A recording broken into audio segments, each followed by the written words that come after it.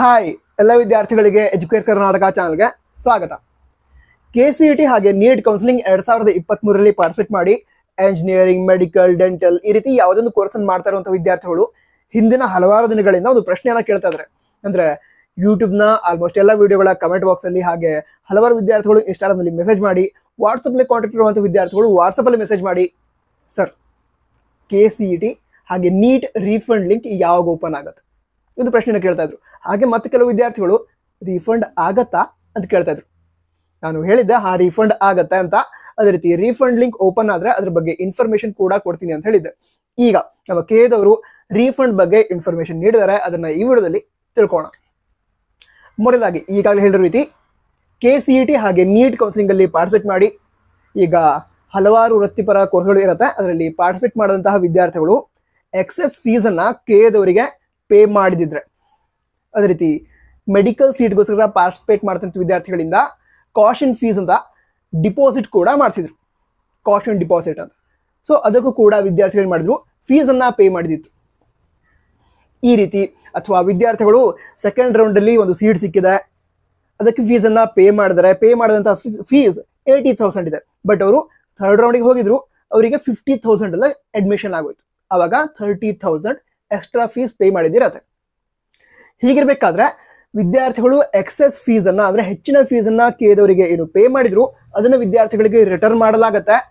Already returning start ಆಗಿದೆ ಅಂತ ಕೂಡ ಹೇಳಿದ್ದಾರೆ. ಅಂದ್ರೆ ವಿದ್ಯಾರ್ಥಿಗಳು ಅಪ್ಲಿಕೇಶನ್ ಹಾಕುವಂತಹ ಸಂದರ್ಭದಲ್ಲಿ ತಮ್ಮ ಬ್ಯಾಂಕ್ ಡೀಟೇಲ್ಸ್ ಅನ್ನ ಏನು ನೀಡಿದ್ರು ಅದನ್ನ ಯೂಸ್ ಮಾಡಿಕೊಂಡು ವಿದ್ಯಾರ್ಥಿಗಳಿಗೆ ಎಕ್ಸೆಸ್ ಫೀಸ್ ಅನ್ನ ರೀಫಂಡ್ ಮಾಡಲಾಗ್ತಾ ಇದೆ ಅಂತ ನೋಟಿಫಿಕೇಶನ್ ಹೇಳಿದ್ದಾರೆ. ಸರಿನಾ? ನೋಟಿಫಿಕೇಶನ್ ಹೇಳಿದ್ದಾರೆ. ನಂತರ ಕೆಲವು ವಿದ್ಯಾರ್ಥಿಗಳು ಏನು ಮಾಡಿದೆ ಅಂತ ಹೇಳಿದ್ರೆ, ಅಕೌಂಟ್ ಡೀಟೇಲ್ಸ್ ಅನ್ನ ನೀಡಿದ್ರೊಳಗಡೆ ಕೆಲವು ಮಿಸ್ಟೇಕ್ಸ್ ಅನ್ನ ಮಾಡಿದ್ದಾರೆ, ಅಂದ್ರೆ ಸರಿಯಾದ ಅಕೌಂಟ್ ಡೀಟೇಲ್ಸ್ ನೀಡಿಲ್ಲ ಅಂತ ವಿದ್ಯಾರ್ಥಿಗಳು ಕೂಡ ಅವಕಾಶವನ್ನ ನೀಡಿದ್ದಾರೆ. ನಂತರ ಯಾವ ವಿದ್ಯಾರ್ಥಿಗಳು ಕರೆಕ್ಟ್ ಆದ ಅಕೌಂಟ್ ಡೀಟೇಲ್ಸ್ ನೀಡಿಲ್ಲ ಆ ಇನ್ಫಾರ್ಮೇಶನ್ಗೆ ಸಂಬಂಧಿಸಿದಂತೆ PDF ಕೂಡ ರಿಲೀಸ್ ಮಾಡಿದ್ದಾರೆ. ಆ PDF ಅನ್ನ ನಾವು ನಮ್ಮ ವಾಟ್ಸಪ್ ಚಾನಲ್ ಶೇರ್ ಮಾಡಿದ್ದೀವಿ, ಜಾಯ್ನ್ ಆಗಿ ಚೆಕ್ ಮಾಡ್ಕೊಳ್ಬಹುದು, ನಿಮ್ಮ ಹೆಸರು ಇದೆಯಾ ಅಥವಾ ಇಲ್ವಾ ಅಂತ ಚೆಕ್ ಮಾಡ್ಕೊಳ್ಬಹುದು.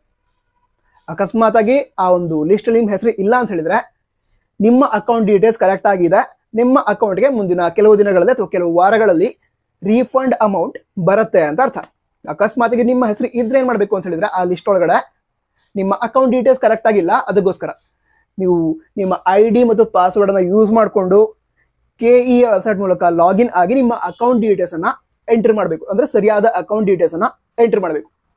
ನಂತರ ಆ ರೀತಿ ಅಕೌಂಟ್ ಡೀಟೇಲ್ಸ್ ಅನ್ನ ಎಂಟ್ರಿ ಮಾಡೋದಕ್ಕೆ ಲಾಸ್ಟ್ ಡೇಟ್ ಅನ್ನ ಹೇಳಿದ್ದಾರೆ, ಡಿಸೆಂಬರ್ 31, 2023 ಒಳಗಡೆ ವಿದ್ಯಾರ್ಥಿಗಳು ತಮ್ಮ ಅಕೌಂಟ್ ಡೀಟೇಲ್ಸ್ ಅನ್ನ ಎಂಟ್ರಿ ಮಾಡಿ ಕೇದವರಿಗೆ ತಿಳಿಸಬೇಕು ಅಂತ ಹೇಳಿದ್ದಾರೆ.